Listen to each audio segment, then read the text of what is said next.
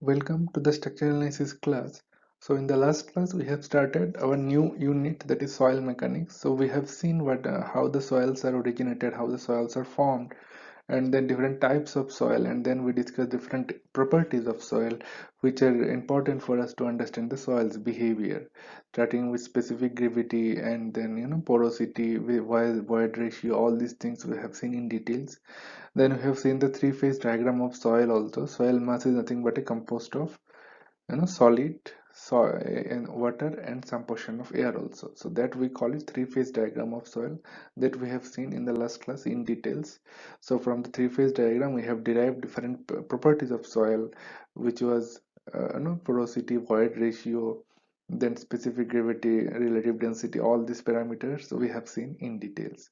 So in the last class we have completed the properties of soil. So today we'll discuss more properties of soil, that is stresses on a soil. So our structure, whenever we construct any structure is actually generally resting on a soil. So structure has its huge weight, huge mass is there, right? So that entire mass will be transmitted to the soil through foundation. So the tremendous stress will be generated on a soil surface. So when the loads are transmitted, so we have to understand how much stress is generated on a soil, and whether the soil can accommodate that much of stress without failure. So today we'll see how much stress is generated and how the soil takes care of the stresses and all. So, stresses in the ground. So, total stress. So, what is the definition of total stress? Well, first we'll see few definitions. And after that, we'll try to explain in details. So, total stress. When a load is applied to a soil, it carried by the soil grains and the water in the pores. So, as I mentioned in the last lecture also, soil mass is composed of solid parts as well as some water as well as some portion of air also, right? That's what we discussed, three-phase diagram of soil. So whenever a structure will be standing on a ground surface, let's consider this is a ground surface and one structure is standing here, a 20-story building. So it has huge weight, right? So this entire weight will be transmitted to the soil through foundation of a structure. So in the next lecture, we'll discuss about the more in details about different types of foundations and all. But in this lecture, let's consider through foundation, entire loads are actually transferred to the this is soil inside soil. So this load is actually taken care by the solid particle of a soil as well as some pore water pressures, as I mentioned. So in the pore of a soil grain, the water is actually entrapped, water and air. So the load, whatever will be applied into the soil, that will be shared by the soil part as well as the pore water also. So now the total vertical stress acting at a point below the ground surface is due to the weight of everything that lies above, including the soil, water, and the surface loading. So what is this meaning? Meaning is, for example, at this point, for example, so this is your ground surface, right? This dark color line is a ground surface, and at a distance of z, for example, this is a point you have taken on a soil surface, which is nothing but at a distance at the depth of z from the ground surface.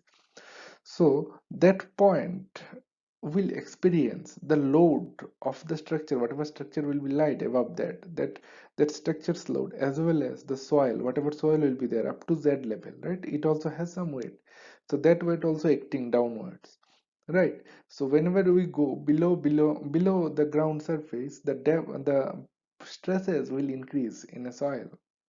Why? Because a structure's weight anyway is there, plus the additional extra solid weight also will be coming, right?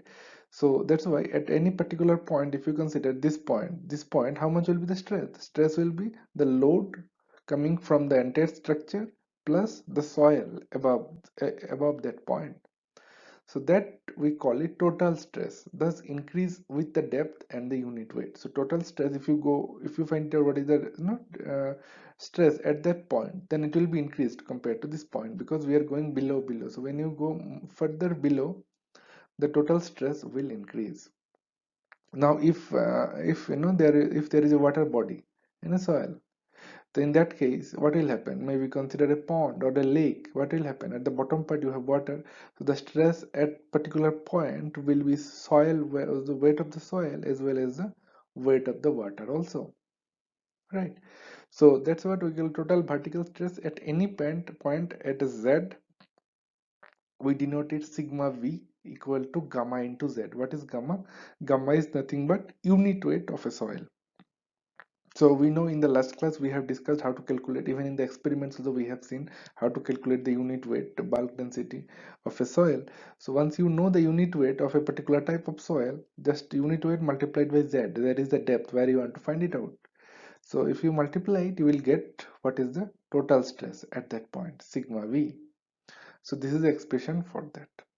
Now if you have a pond, maybe a pond is or lake is there, and then below that you want to find it out what is the stress at that point.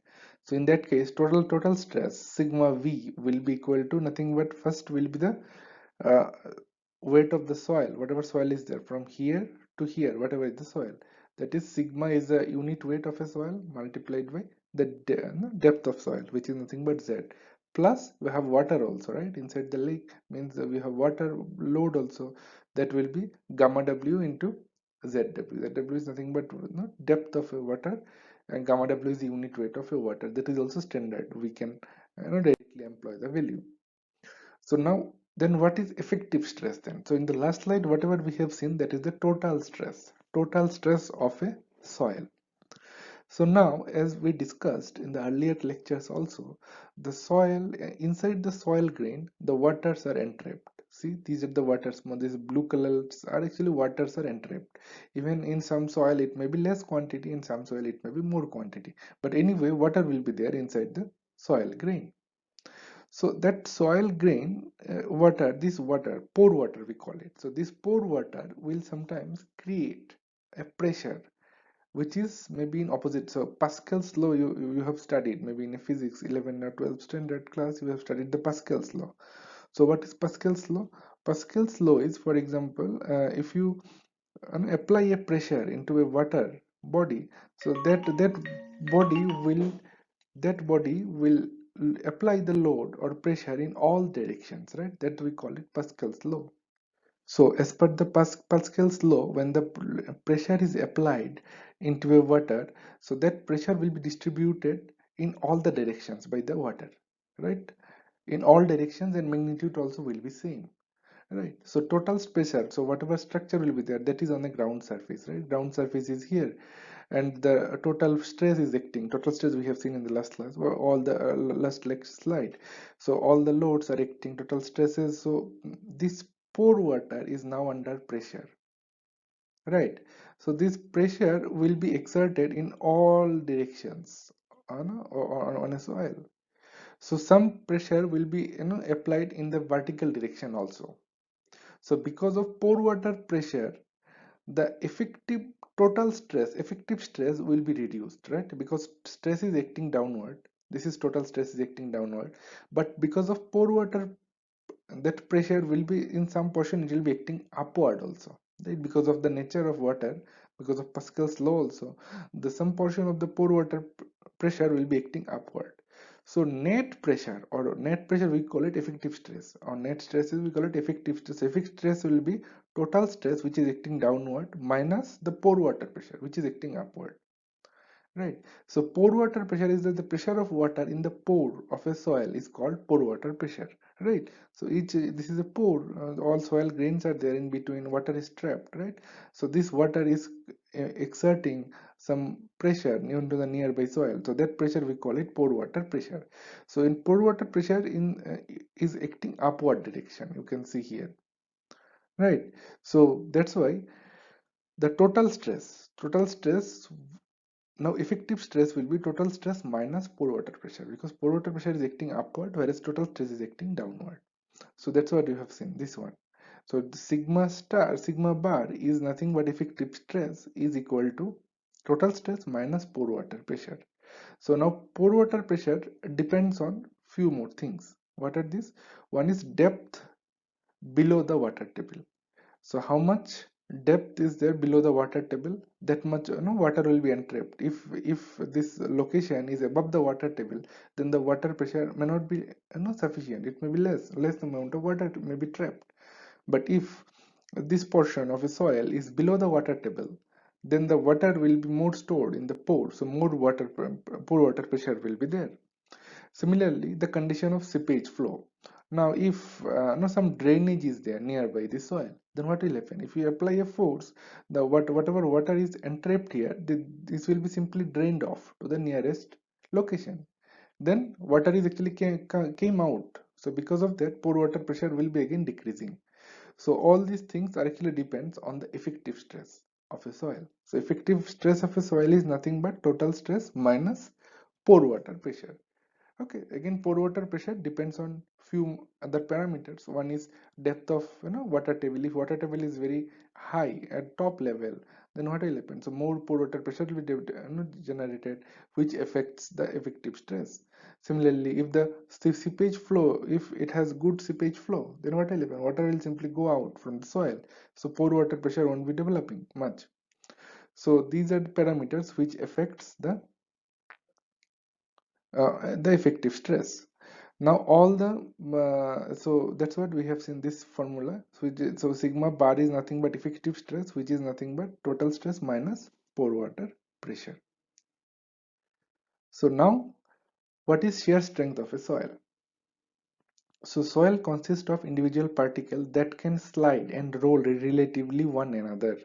Shear strength of a soil is equal to the maximum values of shear stress that can be mobilized within a soil mass without failure taking place.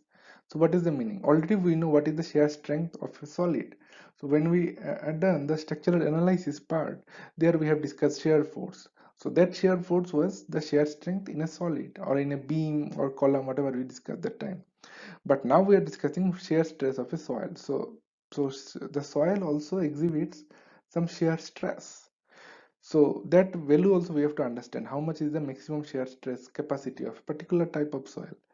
So that using Mohs circle stress diagram we can easily compute what is the shear stress of a soil. So shear means nothing but sliding of two particles of soil. So for example, see this is a soil mass. So it is in a cylindrical shape, or maybe you can consider it as a rectangular shape, and all sides some stresses are acting. So because all side, if you apply a stress, what will happen? In some after you increase the stress gradually, in some portion, in some plane, it will create, and the soil part will divide into two part, or it will slide with respect to one particular plane. So that force after which it can take the load without failure, that force or stress we call it shear strength of a soil. So different experiments are there where we can perform and we can get what is the shear strength of a soil. So shear strength is nothing but you know the shearing, how much the shear force it can take before the failure, that we call it shear stress of a soil, and it is very much important for us to understand and to find out the shear stress of a soil. So in reality, in field, basically we use some experiments to find it out what is the shear strength of a soil. So one such method is direct shear test, and another method is direct shear test. So both the equipments are available in our laboratory. So even I have shared the link in the classroom also, these experiments. So direct shear experiment, so this is apparatus where the soil samples will be kept here, and some forces will be applied at the top, and shear stress will be applied. So this is actually two parts. So this is one portion, and another portion is this first part, this part. So see here some gaps are there. Here one gap, here one gap, right? And in between you have the soil sample, and now this shear force is applied. So this top portion, top half, will simply move into the right direction. So how much shear force is required to move the top portion is actually called the shear force. So in laboratory there are two methods to find out the shear strength. One is direct shear test, another is triaxial test. So in this test, as I mentioned already, so there are two halves will be there, right? So shear force will be applied in this direction. So this top portion will try to slide. So bottom portion will be static. So this part will be static, and top portion So when the slash that failure will happen, corresponding to that shear value, we can compute what is the shear strength of that grade of soil. So this test we call it direct shear test. So this apparatus is actually available in our lab, and this one is another method to find out the shear strength of a soil, that is triaxial test. So in the so if you look into this this direct shear test example, I mean the method, the loads are applied only, some normal loads will be applied, and this side also shearing plane will be this one. So about this plane, the top portion of the soil will slide compared to bottom portion, right? So here only already we know the sliding plane. So this is the shear failure plane, right? And the loads are applied. One load is normal load vertically, and another is shear stress we are applying. Whereas in the triaxial test, the loads or the stresses are applied in all direction. So see the soil sample here kept under, some fluid will be there all around. So entire fluid, so the pressure will be given to this fluid. So this fluid will give pressure to all around the soil, and then we'll using the strain gauge and all, we can find it out, how much force applied to this by the pressure by this fluid when the material got failed or the soil got failed. So this setup we call it triaxial test, because all the three directions, all triaxial means three axial, right? All three axially we are applying the forces into the soil. Whereas here we are directly applying the shear force, right? In this plane. Here we know the failure plane will be this one. Whereas here we don't know the failure plane. Failure may happen in any plane, and we will get to know what is the shear stress value of the soil. So these are the typical experiments we perform in laboratory to find it out the shear strength of a soil. So this shear strength of a soil is very much important for us to know before the construction or before the design of a structure. So before any design or before any construction of a structure, we normally the ground soil investment is done, investigation. So in this soil investigation, all the properties we discussed in the last lecture are calculated, along with the shear strength of the soil also computed. Because if the shear strength of a soil is good, that means the soil is good quality, and the foundation cost will be reduced in that case. So these are the so in this lecture basically we have identified, or we have understood, the how the stresses are formed, or stresses are developed into the soil. And then we have seen what is the effective stress, we've seen what is the pore water pressure, and lastly we have seen how to compute the shear strength of a soil. So in the next class we'll discuss about the bearing capacities of a soil. Thank you so much.